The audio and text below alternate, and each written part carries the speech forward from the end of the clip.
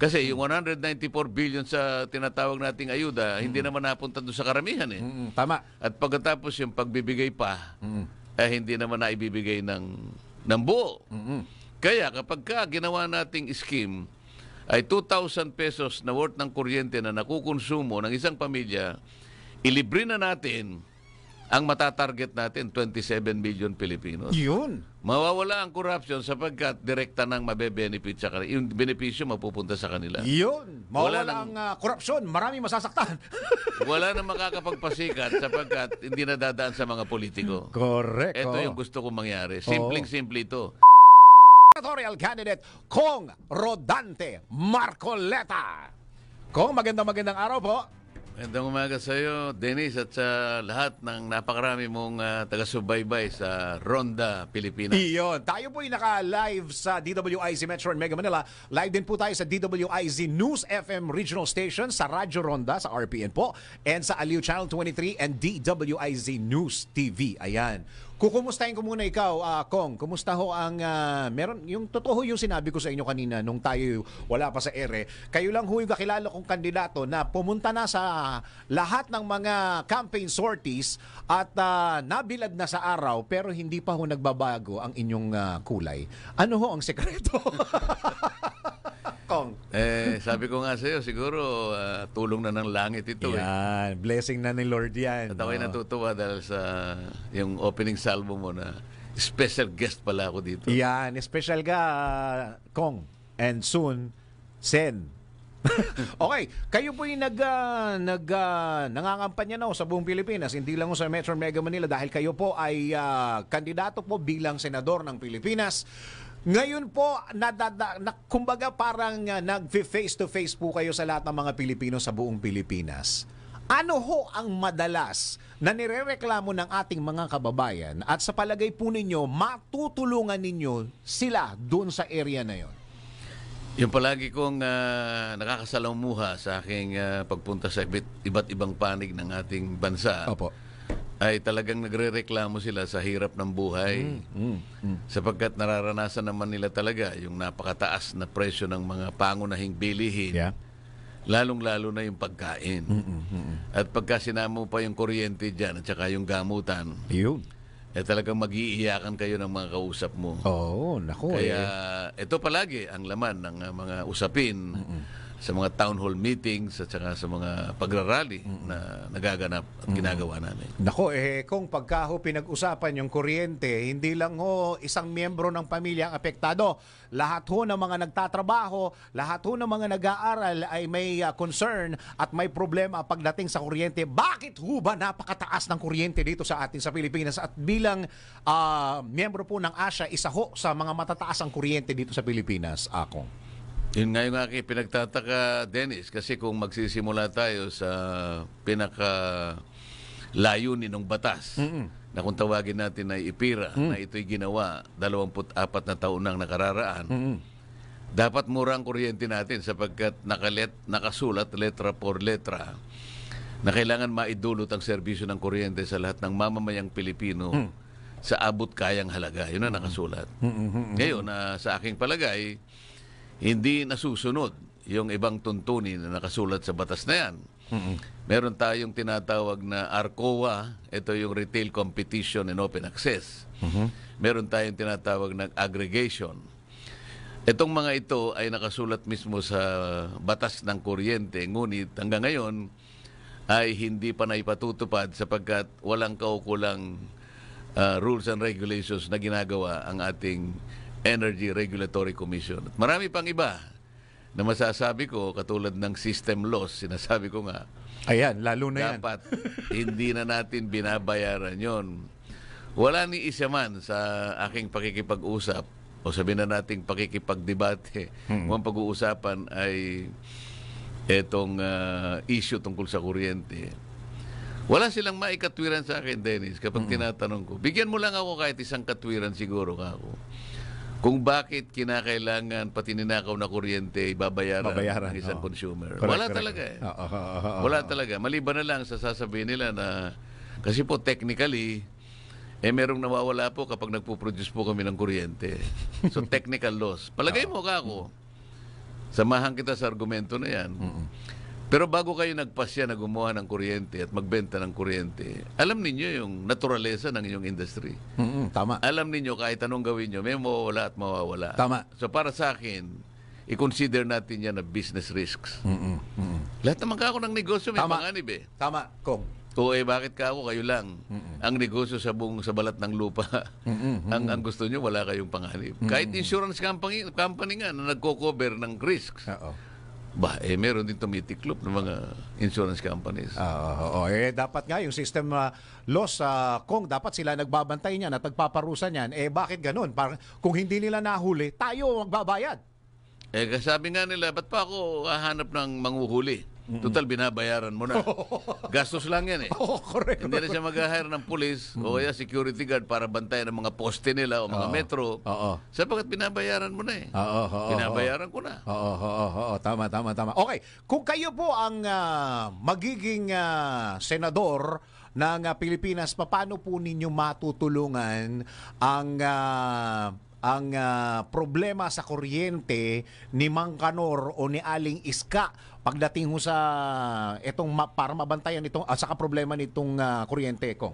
Mag-umpisa tayo dun sa nilalaman ng batas, Dennis. Yung sinasabi ko sa yung open competition, retail competition and open access. Dapat simulan talaga yung paglalabas ng rules and regulation para ma-implement na itong programang ito. Sapagkat dito ay makakatipid talaga ng kuryente dahil pagka ito'y pinagana mo na, magkakaroon ng option ng isang consumer na makapili siya ng magse-serve sa kanya ng kuryente. Magsusupply, opo. Magre-retail sa kanya. Correct. Kasi pagka-retail talagang medyo mamumura yan. Kaya lang, kinakailangan pagtalunan yan sapagkat ang ERC nga, hindi ko malaman sa hindi may paliwanag na kadahilanan, bakit nagtagal? Isip-isipin mo naman, nagawa yung batas na yan 2001 pa. So, ibig ba sabihin, sa loob ng 24 na taon, hindi mo pa nagawa yung isinasaad ng batas na kinakailangan palaganapin mo yung retail competition and open access at saka yung aggregation sapagkat ito ang susi ng ikabababa ng kuryente o singil ng kuryente sa ating bansa. Magsimula tayo doon. Pagkatapos, anmiendahan natin yung provision na alam natin na ginagamit ng mga gumagawa ng kuryente, kaya lalong mataas ang presyo. Kamukha nung nakalagay na yung isang distributor, kagaya ng Meralco, meron siyang option na kumuha doon sa mga kabarkada niya na generation companies. Sapagkat meron siyang pag-aari doon. Ibig sabihin din, halimbawa, nag-o-offer ka. Kunwari, meron kang isang solar generation company. Mas mura ka. Kaya lang, wala naman siyang pag-aari dyan sa company mo. So, bibili siya dun sa kanyang company na kahit mataas ng konti kaysa sa'yo, dahil kikita yung kumpanya niya. Ito yung problema dyan eh. Sa mga tuwid, ikaw, pwede kang mag-offer ng mura pero hindi ka niya kukunin dahil doon sa cross-competition provision doon sa EPIRA. Iyon. Kung tutuusin, dapat yan na nagbabantay sa atin, Kong. Yes, yung Dennis. EPIRA law na yan. Okay. Ano ho masasabi ninyo na ibabalik na daw po ng Meralco yung halos 20 bilyong nakuha nila for the past 3 years? Paano ibabalik? Yung pautay-utay. Hindi naman nararamdaman. Installment daw po. Oo. Hindi mo mararamdaman yun. Sapagkat ibabalik niya ng pautay-utay. Marami ng beses na ganyan, pero wala pa ring report na kung talagang naibalik na ng buo. Lalo na yung mga nakaraan. Dahil, totoo naman, Kong, na hindi ito first time na nangyari na may nasingil na sobra, nasingil na hindi natin alam, nasingil pala tayo. So, dapat kahit paano po, meron na pumoprotekta sa atin, lalong-lalo na doon sa mga kababayan natin when it comes to, mga hindi dapat nababayaran at nasisingil ng sobra, Kong. Tama. Sapagkat alam mo, ang susi dito ay yung regulator. Ito yung tinatawag nating Energy Regulatory Commission. Ang totoo niyan, doon sa kanilang mga mandato, sinasabi rin na kinokontrol din nila yung kinikita ng mga stakeholders. Halimbawa, sa distribution, utility. Meron silang mga resolution na kung saan ay nilalagyan nila ng cap o limitation kikitain. Halimbawa, yung tinatawag nilang yung bang balik, yung bang araw something. No? Naglagay sila ng isang cap na palagay mo 16.3% yung balik sa stockholders' equity. Ito yung kikitain ng namuhunan eh. Pero pagka sinuma mo at the end of the day, yung financials ng distribution utility, magtataka ka eh. Lumampas siya dun sa cap eh. Meron siyang 23%, may 26%. Nasaan yung 13.6%? Ba't naglagay ka pa ng cap o ng limitasyon sa kikitain niya doon sa equity ng stakeholders? Kung hindi mo naman sinusunod. At walang nagbabantay. Pagka tinanong mo, hindi niya pa malaman kung saan niya kukunin yung record. Oo. Marami akong At saka Kung isa pa ang problema dyan, hindi namin masyadong alam at naiintindihan yung likod ng billing kung ano talaga yung mga ibig sabihin ng mga nakalagay doon. Kahit na naka-breakdown yun, hindi namin maintindihan. Sa isang simpleng mamamayan, wala hong nakakaintindi, Kong eh. Oo, kamukha nung may nakalagay doon na mga universal charges. Universal charges, yan. Palagay ko, hindi mo rin naintindihan yun. Universal language, alam ko. Yung universal charges na yan, yun ang ginagamit doon sa mga tinatawag nilang lugar na spag areas, sabi nila eh. Ito yung mga areas na Bulbul. wala pa yung transmission eh. Katulad ng Mindoro, napakalaki ng Mindoro pero is considered spag area yan. Ang ginagamit lang nila siyempre yung kung sino yung nag-set up ng generation company diyan. Kung nagkataon ang panggatong niya diesel, ay talagang ang pinakamatas na panggatong ay diesel. Ngayon, universal charge mo na yan, ay diyan kinukuha. Tayo ang nagsasubsidize. Kaya talagang malaki.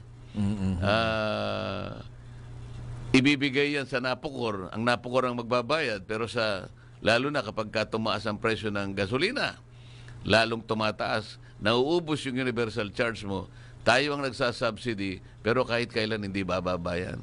Sapagkat ang ginagamit mong panggatong ay diesel. Yeah. Okay, Kong, siguro this will be my last question. Alam ko, busy rin kayo. Meron nung tayong pinag-usapan kanina regarding dun sa 4Ps na isa sa mga panukala ninyo ay pagbabayad, yung ibabayad ng kuryente sa ating mga kababayan, yung billing nila sa kuryente. Yung pinag-usapan natin na kung ako masusunod. Yes. Sapagkat yung ating mga ayuda ngayon ay halos 5 klase na. Tama. Nag-umpisa tayo sa 4Ps. 4Ps. Merong MAIP, merong tupad, AIX. merong AIX. At ang pinakabagong invention ay yung AKAP. Yan, AKAP. Kapag sinuma mo lahat itong 5 ito, Dennis, 194 billion. Iyo. Pero kung tutuusin mo, dapat ito, ang tatargetin niya ay hindi kukulangin sa 27 million Filipinos. Ito yung ating marginalized. Ito yung poorest of the poor na talagang kailangang ayudahan. Ang problema, hindi naman na-audit kung ilan talaga ang natarget. So out of the universe of, let's say, 27 million Filipinos, sa aking tansya, halos 5% lang ang natatarget. Sa mga tweet, sablay ito, hindi siya magiging ganap na pantulong kung pag-uusapan, i-address mo yung kahirapan ng bansa. Kasi hindi talaga natutuntun lahat. Yes. Karamihan sa kanila wala kasing guidelines. Ngayon, inisip ko na ikukonekta ko na lang yung taas ng kuryente sapagkat nakwenta ko, yung kababayad natin ng VAT, nakakakolekta ang gobyerno ng 120 billion pesos. Naisip ko, nakwenta ko tuloy na ang isang household o isang pamilya na nagkukonsumo ng 2,000 pesos per month na kuryente, pwede nating ilibre yun monthly. 2,000, yes. Kapag ginawa natin yun, ang magiging cost natin, 120 billion, katumbas yan ng 12% VAT na ating ibinabayad sa gobyerno. Ang problema lang, nakolekta ng gobyerno pero nakurap eh. Target mo na, mawawala yung corruption. Tama. At hindi magpapasikat yung pinadadaanan mo pa nitong mga ayudang ito. Iyon. At saka you can just imagine na kung ilang kuryente o ilang bahay mabibigyan ng kuryente, magpapatuloy ng pag-aaral at saka dire-diretso ang buhay ng pag-unlad ng bawat pamilyang Pilipino. Tsaka nasasubsidize mo nga sila. Correct. Malaking bagay sa kanila yung matitipid nila buwan-buwan. Yan. At hindi pa nakukurap. Pagka ganyan lumabas, kung yung magiging sistema madaling i-monitor yan kung... Madali sapagkat Oo. wala ka nang gagawing regulasyon sapagkat direktang napupunta sa mga households yung kanilang subsidy. Iyon. Monthly. Iyon. Talagang libre na sila. Iyon! Okay, Senator, kailangan maupo ka ron dahil para mabantayan ang kuryente namin at maibalik yung mga nasingil sa aming sobra.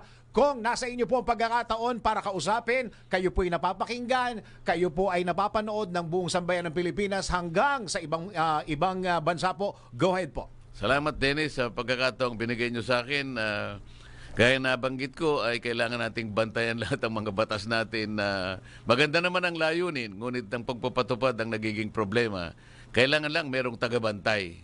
Ay kuryente, isa lang. Sa pagsasaka, napakaraming magagandang batas. Ngunit yung pagpapatupad, yun ang sablay at hindi nababantayan. Ang gusto ko pong gawin ay isa po ako sa magbabantay sapagkat ang mga batas po ay ginawa para po ito'y mapakinabangan ng buong sambayanan. Yun po ang aking may contribute sa inyo at alam ko po na pagbibigyan ninyo ako sapagkat ito lamang ang dapat nating gawin para maitama po natin ang maraming mali sa ating pamamahala sa gobyerno. Salamat po. Senator Rodante Marcoleta, pang ilan pong number po tayo sa balota? Kalibre 38. Iyon! Kalibre 38. Napakadaling tandaan. 38 lang po. Rodante Marcoleta. Kong, maraming salamat po sa oras na binigay nyo sa Ronda Pilipinas. Ako, magpapasalamat sa iyo, Dennis, sapagkat hindi mo lang ako binigyan ng pagkakataong makausap natin ang ating mga taga-subaybay. Itinuring mo pa akong special na guest sa araw na ito. Iyon!